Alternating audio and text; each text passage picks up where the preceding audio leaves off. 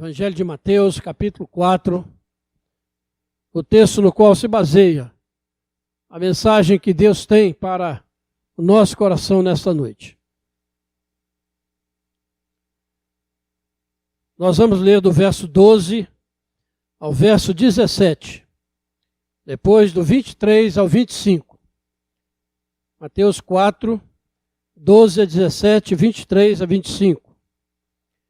Diz assim a palavra de Deus: Ouvindo, porém, Jesus que João fora preso, retirou-se para a Galiléia, e deixando Nazaré, foi morar em Cafarnaum, situada à beira-mar, nos confins de Zebulon e Naftali, para que se cumprisse o que fora dito por intermédio do profeta Isaías: terra de Zebulon, terra de Naftali, caminho do mar, além do Jordão, Galiléia dos gentios.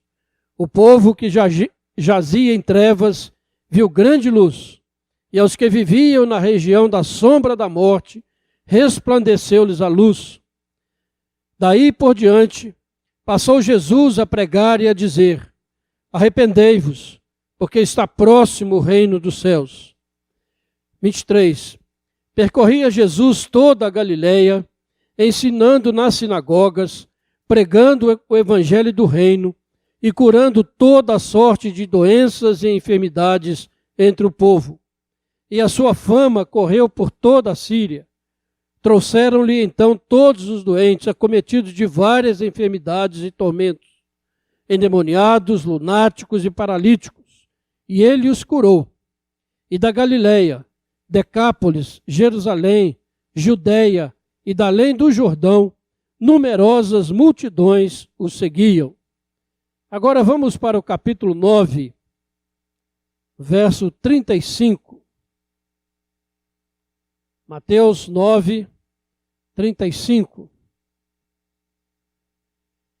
E percorria Jesus todas as cidades e povoados, ensinando nas sinagogas, pregando o evangelho do reino e curando toda a sorte de doenças e enfermidades. Vendo ele as multidões, compadeceu-se delas, porque estavam aflitas e exaustas, como ovelhas que não têm pastor. E então se dirigiu aos seus discípulos: A seara, na verdade, é grande, mas os trabalhadores são poucos. Rogai, pois, ao Senhor da seara, que mande trabalhadores para a sua seara. Amém.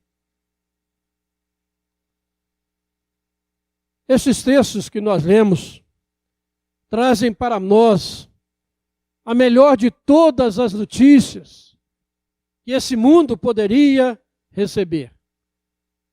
Elas nos mostram que o reino de Deus chegou, que a graça de Deus invadiu esse mundo tenebroso.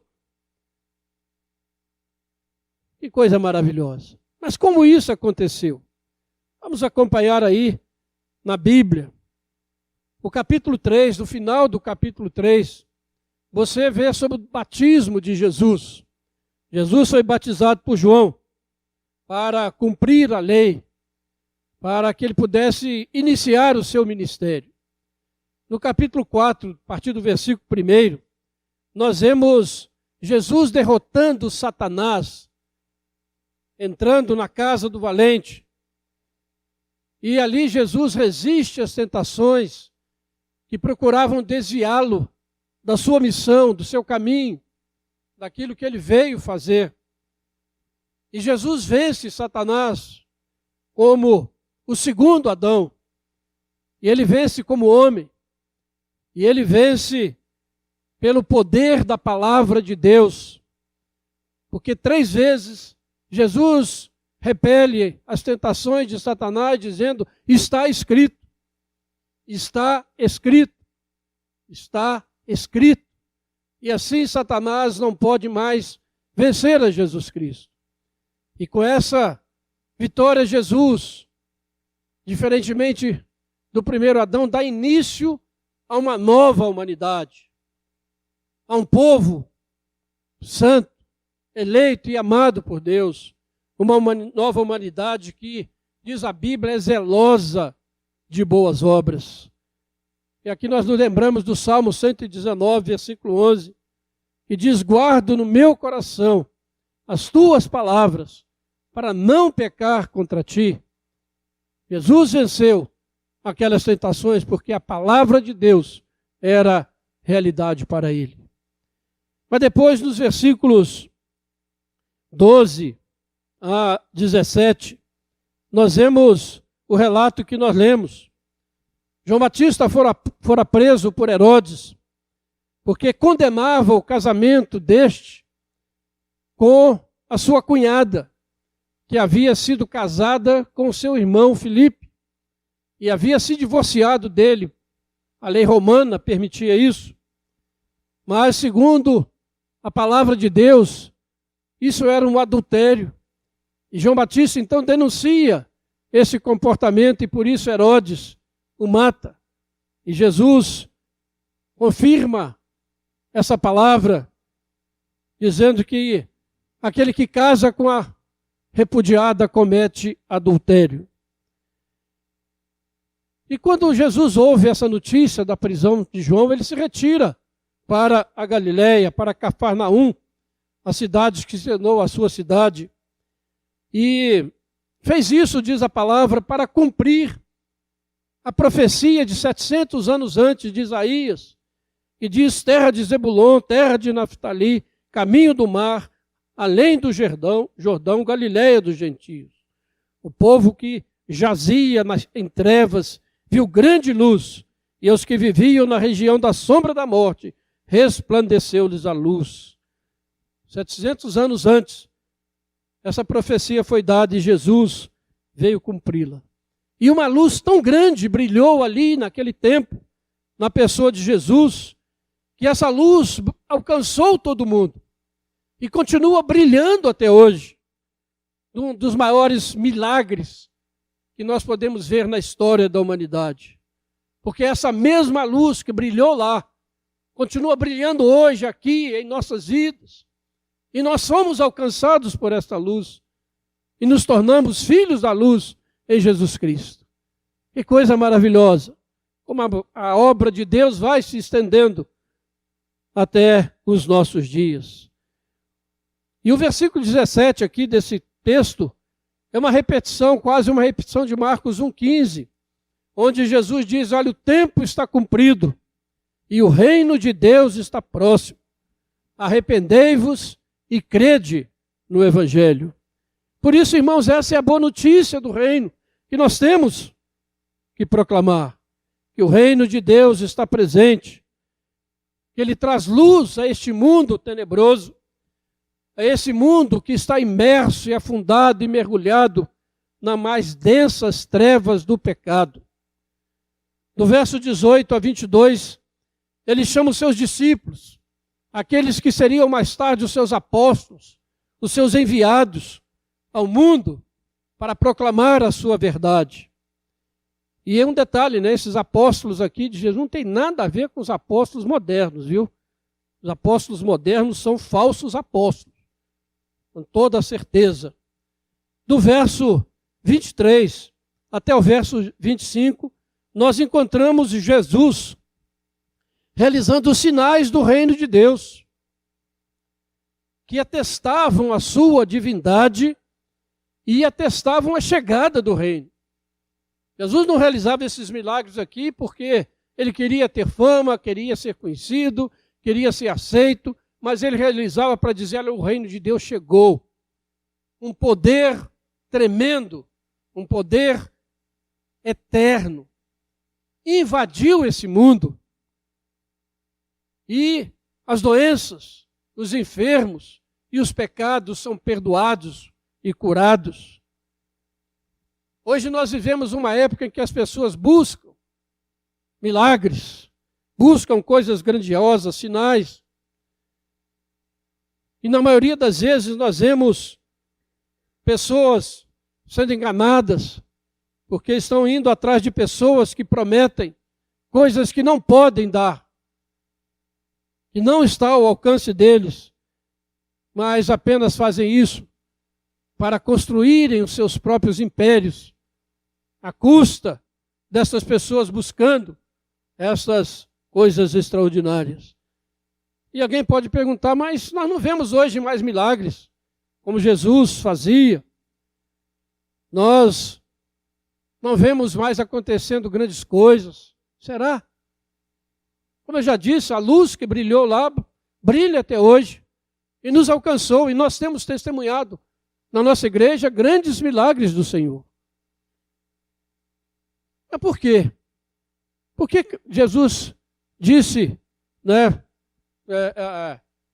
Por que a igreja tem outra missão? Porque Jesus, quando deu a sua missão à igreja, ele disse, ide e fazei discípulos de todas as nações, pregando, ensinando a palavra. Essa é a missão da igreja. Pregar, anunciar que o reino de Deus está próximo, que ele chegou. Agora, o que vai acontecer depois disso está nas mãos do Deus Todo-Poderoso. Esses milagres que Jesus fazia eram os sinais fundantes do seu reino. E não foi diferente. Isso aconteceu com Israel. O povo de Israel era constantemente chamado a olhar para o passado, para o êxodo, para os milagres que Deus havia feito ali, porque aqueles eram milagres que haviam fundado a nação de Israel e que viam onde eles viam o grande amor de Deus por eles. Por isso, Jesus, quando manda a sua igreja, ele manda a sua igreja para pregar e ensinar. E outro detalhe é que, como cristãos, nós somos chamados a viver pela fé e não pelo que vemos. Ou seja, para um cristão autêntico, basta nós lermos aqui que Jesus realizou esses milagres. Isso é suficiente para nós que cremos que realmente Jesus fez isso e com isso ele mostrou a sua divindade para nos salvar, para nos buscar, que ele podia realmente fazer isso. Nós não podemos ficar atrás de sinais todos os dias, mas podemos realmente ver a luz do Senhor. Pela fé, nós podemos contemplar a grandeza do amor de Deus. Por isso, esses sinais, eles atestam a nossa fé e nós somos chamados a lembrar deles, que o reino de Deus chegou.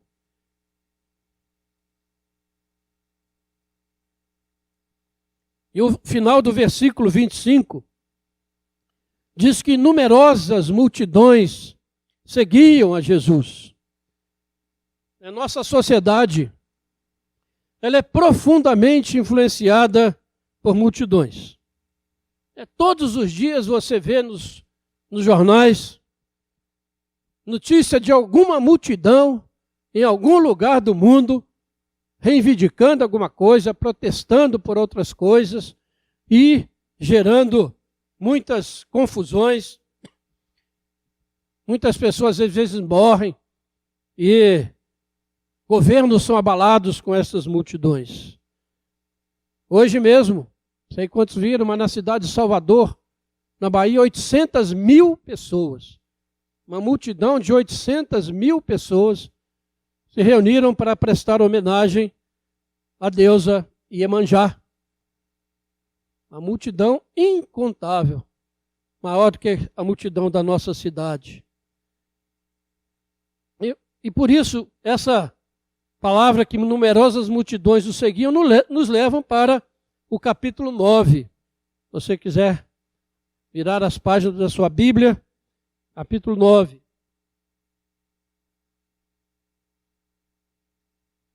Verso 35. Se você notou bem, esse verso 35 é a repetição, praticamente igual do capítulo 4, versículo 23. Mais uma vez o evangelista está dizendo: o reino de Deus chegou. Os evangelistas dizem isso o tempo todo. O reino de Deus está entre nós. Mas é preciso conversão. É preciso arrependimento e fé para que alguém entre nesse reino, para que alguém veja esse reino. Esse mundo duvida que o reino de Deus está presente, mas duvida porque não se arrependeram, não creram. Mas aqueles que se arrependem e creem, vem esse reino, vem os sinais desse reino e vem esse reino presente. Porque só se entra nesse reino pela ação poderosa do Espírito de Deus, transformando a vida do mais vil pecador em um santo de Deus. É a graça irresistível que vem até nós e nos transforma em filhos de Deus. E o versículo 36, irmãos, é que chama muito a nossa atenção. Diz: Jesus, vendo as multidões que o seguiam, compadeceu-se delas, porque estavam aflitas e exaustas, como ovelhas que não têm pastor. Este versículo mostra como Jesus olhava aquelas multidões que o seguiam buscando sinais. Não eram diferentes das multidões. Jesus uma vez os repreendeu porque estavam andando atrás dele, porque ele tinha multiplicado pães e peixes. Mas Jesus olha para aquela multidão com um olhar de compaixão. Isso nos faz parar um pouquinho e pensar como nós olhamos para essas multidões reunidas hoje lá em Salvador para prestar culto a uma pretensa deusa que está dentro das águas. Como nós olhamos para as multidões desse mundo apavoradas com a epidemia global do coronavírus, que já matou mais de 300 pessoas na China, e está se espalhando pelo mundo, e os governantes batendo cabeça, e essas multidões desesperadas, não sabem para onde correr. Como nós olhamos essas multidões? Essas multidões que estão apavoradas com as enchentes destruidoras em nosso país, especialmente no nosso estado e aqui na nossa região. Como nós olhamos para as multidões reunidas nos blocos de carnaval e também se espalham por esse país, e que apesar de toda a tragédia que nós estamos assistindo, continuam se reunindo, tentando afogar nas bebidas, nas drogas, no sexo livre, sem compromisso, toda a sua frustração, toda a sua falta de esperança, todo o seu medo, todo o seu desespero existencial. Estão fazendo isso porque estão desesperadas, exaustas, cansadas. Muitas vezes nós olhamos, e eu sou um desses, e ficamos muito indignados com essas multidões. Mas Jesus olha para elas com compaixão. Com pessoas aflitas, exaustas, com o seu modo de vida, que não lhes traz esperança, que não lhes traz paz ao coração, que não lhes livra do pecado. E a gente para pensar, então, irmãos, como é grande o amor de Deus. Na verdade, esse amor é incompreensível para nós. É que muitas vezes olhamos para essas multidões com um olhar de repreensão, de condenação, especialmente quando elas afrontam e blasfemam do nome santo de Jesus. É claro que nós devemos nos indignar com os excessos que acontecem, com as imoralidades cometidas, com a falta de respeito com as coisas sagradas, a nossa fé cristã, que hoje é a mais perseguida e a mais zombada neste mundo. Devemos nos indignar, sim, mas isso não deveria nos impedir de olhar para essas pessoas, muitas delas nossos familiares, amigos, colegas de trabalho, de escola, vizinhos, com o mesmo olhar de Jesus. Porque são pessoas sem esperança. Não tem a esperança que você tem. não tem certeza da vida eterna que você tem. Pessoas sem amor, não conhecem o amor, nem o amor, muitas vezes, familiar, e muito menos o amor de Deus. Pessoas cujo único futuro é adquirir alguma coisa à custa de qualquer coisa. Pessoas condenadas ao inferno eterno, mas que continuam nas suas práticas. Jesus disse que elas estão aflitas, exaustas. E aqui é muito interessante que a palavra que Jesus usa para aflita e exaustas, ela significa, no original, tem um significado de esfolar, de tirar o couro. E elas eram usadas justamente para significar isso, afligir, molestar, algo que preocupa, que perturba, que tira a paz. Ou seja, Jesus olha para aquelas multidões como pessoas que estavam sendo molestadas, importunadas, desnorteadas, por aqueles que deveriam mostrar um rumo para ela. Quem são esses? Em primeiro lugar, quem sem dúvida, quem conduz essas pessoas por esses caminhos errados, é o diabo, que aflige os seus seguidores, dando-lhes a falsa liberdade para fazerem o que quiserem, sem lhes dizer das terríveis consequências dos seus atos. Em segundo lugar, são os falsos mestres da religião, que enganam, que tiram o couro de suas ovelhas, prometendo lhes dar o que eles não podem. Aqueles que têm pregado um outro evangelho, um evangelho que não salva pecadores, porque não é o evangelho da cruz de Cristo, mas deixa as pessoas em paz com o seu pecado, para cometerem toda sorte de pecados que afrontam a santidade de um Deus santo. Engano. Engano. E aqui nós chegamos a um ponto que nós devemos parar e pensar, irmãos.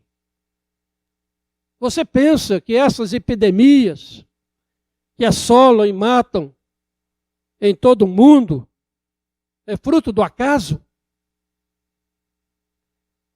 Você acha que essas enchentes, incêndios incontroláveis, terremotos, furacões e outros fenômenos que têm afligido a humanidade em nossos dias são obras do acaso ou apenas do aquecimento global?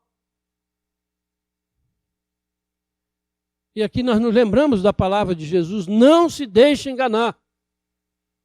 E nos últimos tempos surgirão muitas pessoas, muitos enganadores, falsos profetas, para enganar, se fosse possível, os próprios eleitos de Deus.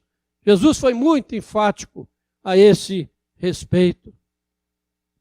E entre os sinais que apontam a vinda de Jesus, eu creio que o mais forte deles é o engano que nós estamos vivendo nos nossos dias. Às vezes nós queremos olhar para as coisas extraordinárias e esquecemos de olhar para o engano. Porque o Jesus disse que no tempo do fim seriam terríveis, tão fortes, que enganariam, se fosse possível, os próprios eleitos. Eles não podem ser enganados, glória a Deus por isso, porque o Espírito Santo habita em nós, somos selados por esse Espírito. É aquele selo que diz em Apocalipse, que não nos permite ser enganados. Por exemplo, o presidente da China,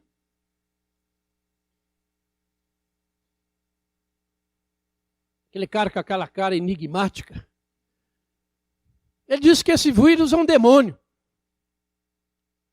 Ora, esse homem é um ateu, comunista ateu. Como é que vai falar em demônio? Ele é materialista. Mas a China é o país, hoje é o segundo país do mundo que mais persegue cristãos. Muitos estão sendo mortos. Templos estão sendo destruídos ali na China. E ninguém fala nada porque o interesse comercial está acima de tudo. Todo mundo quer fazer negócio com a China. E ninguém fala. E os cristãos estão sendo lá perseguidos. Sem dúvida, esse homem é um instrumento de Satanás. E quando ele diz que aquilo é um demônio, ele está dizendo o quê? Satanás ou qualquer coisa assim está dirigindo. Então as pessoas não são culpadas. De tudo que está acontecendo, o culpado é o diabo. É o demônio. Não admite que há um Deus santo e soberano guiando este universo. Ele não vai admitir isso nunca. É mais fácil falar que é um demônio do que se arrepender e crer que o reino de Deus está presente e esse Deus realmente cuida dos seus filhos.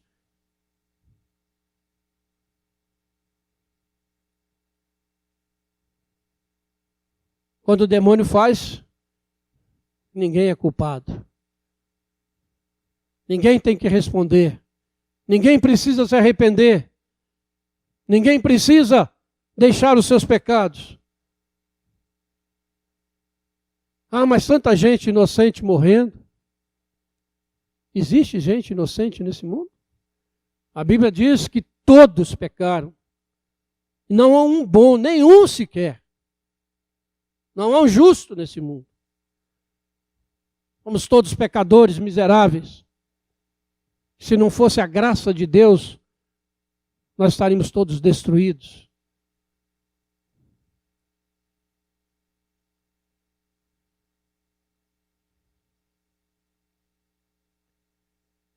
Isso não quer dizer, irmãos, que, aliás, nós vamos ver isso tudo como alarme que está soando. Que Deus está presente nesse mundo. Que Ele não perdeu o controle das coisas. Mas é que Ele está chamando esse mundo ao arrependimento. A pararem de blasfemar do nome de Jesus. Ao realmente se arrependerem dos seus pecados. E se voltarem para Ele, que é grande em perdoar.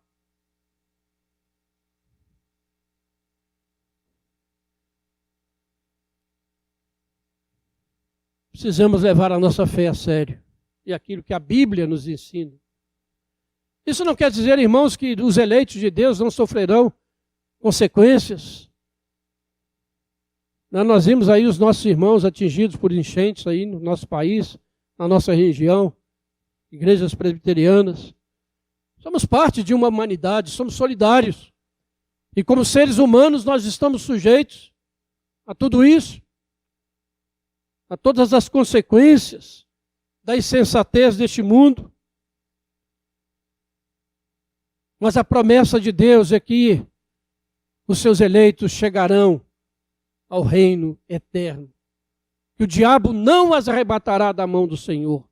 Aconteça o que acontecer, estaremos seguros nas mãos do Senhor.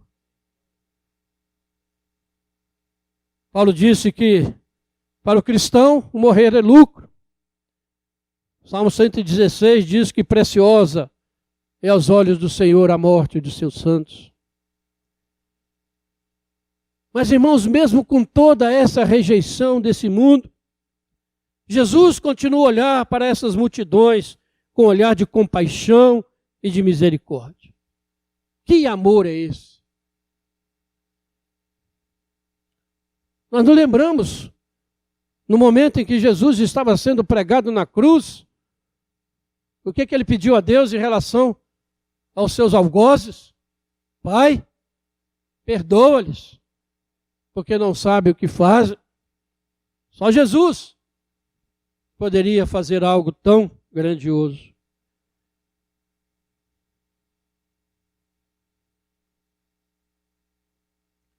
Mas os versículos 37 e 38, que terminam esse texto, que mostra a chegada do reino, nós vemos Jesus enviando os seus discípulos para fazerem a colheita dos seus eleitos, dentro dessa multidão exausta e cansada, sem propósito e sem esperança.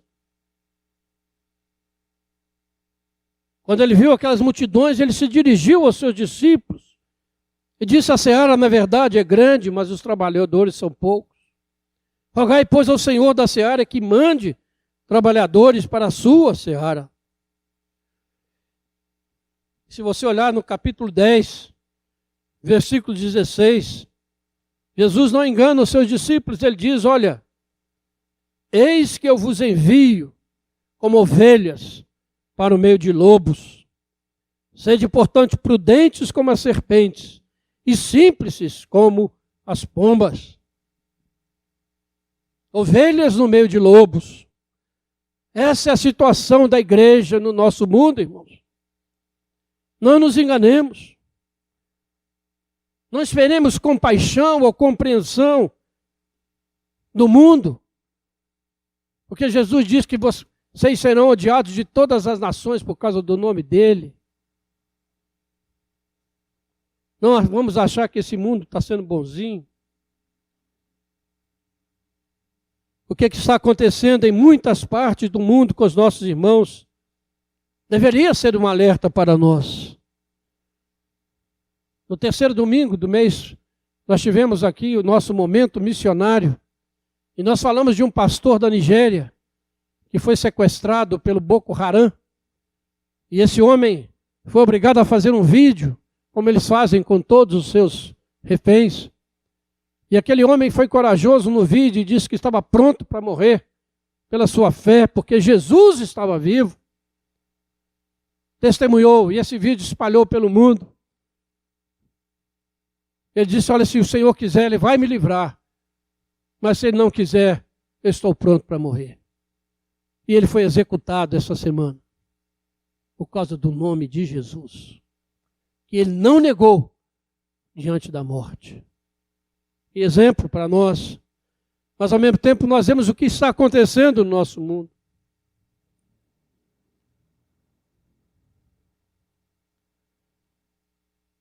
Nosso mundo continuará negando que há um Deus soberano, governando todas as coisas segundo o conselho da sua vontade e para a glória do seu nome. O mundo diz que tudo que tem nesse universo é fruto do acaso, de uma grande explosão do nada. E nós vemos como o mundo reage quando agora o presidente nomeou como diretor da CAPES um presbiteriano que foi presidente do Mackenzie. E as notícias do jornal todas eram que ele era um criacionista, ou seja, um tapado, um idiota, porque crê que Deus criou esse mundo. Não falaram das qualificações, dos títulos, da capacidade daquele homem, mas foram falar apenas que ele era um criacionista.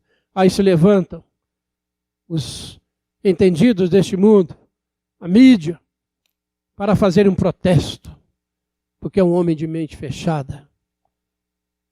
Não espere que o mundo compreenda o que está acontecendo.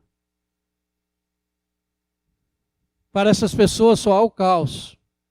Não tem esperança. Estão desesperados. A filosofia de vida deles é essa: comamos e bebamos. Porque amanhã nós vamos morrer. E não tem mais nada. Por isso, irmãos, as multidões estão aflitas, desesperadas, angustiadas, com medo. E de onde virá o socorro? Nós precisamos entender, irmãos, à luz dessa palavra, que nós, primeira igreja presbiteriana de Juiz de Fora, somos os trabalhadores que Jesus envia como ovelhas para o meio de lobos. E nos envia para o encontro dessa multidão desesperada. Certamente não seremos bem recebidos, nunca fomos. Pelo contrário, podemos esperar retaliações, zombarias, e quem sabe até mesmo agressões físicas. Mas nós não podemos fugir do nosso chamado. Ele vem de Deus. Somos a única esperança para os desesperados deste mundo, que vivem ao nosso redor, na nossa casa, na nossa vizinhança, ou nos confins da terra. A humanidade é a mesma. Somos a única esperança de levar a mensagem gloriosa da cruz, porque só nós temos a boa notícia de que o reino de Deus está presente. Que é possível entrar nesse reino e ver as maravilhas de Deus. Que esse reino é um reino eterno. Que foi iniciado aqui, como eu estou dizendo, e será consumado na volta de Jesus. Jesus não é um rei exilado. Não é o diabo que governa esse mundo. É um Deus soberano, que governa todas as coisas para a glória do seu nome. E esse reino será consumado naquele dia glorioso, em que a trombeta soará, os céus se abrirão, e Jesus Cristo voltará em poder e glória. A esperança cristã é tremenda. Pode esse mundo acontecer o que acontecer, mas ele caminha para esse ponto final. Só o cristianismo pode dizer a este mundo que a ressurreição é verdade, que Jesus Cristo venceu a morte. Isso é a garantia da nossa ressurreição. Nem a morte, nem a vida, nem anjos, nem principados, nem poderes do mundo, presente ou do porvir, poderão nos separar do amor de Deus que está em Cristo Jesus, nosso Senhor. Que coisa maravilhosa.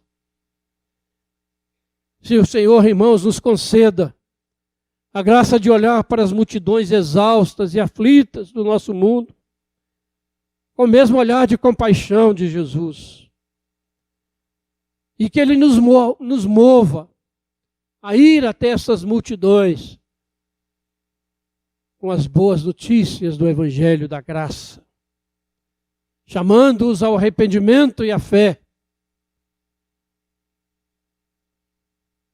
A fé em Cristo Jesus, não a fé em qualquer coisa, mas a fé naquele que morreu e ressuscitou, e que vive e reina com poder e glória. Que maravilhosa mensagem, que maravilhosa missão nós temos. Somos fracos, poucos, temerosos, mas o poder está no nosso Senhor. E aquela luz que brilhou com tanta intensidade, como nós vimos, continua brilhando.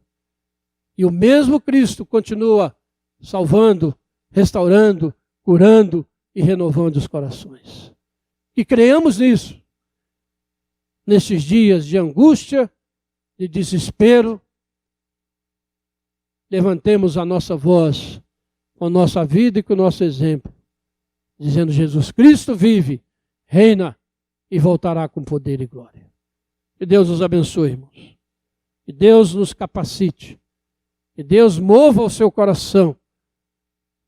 Você saia da sua zona de conforto e possa realmente proclamar a chegada do Rei.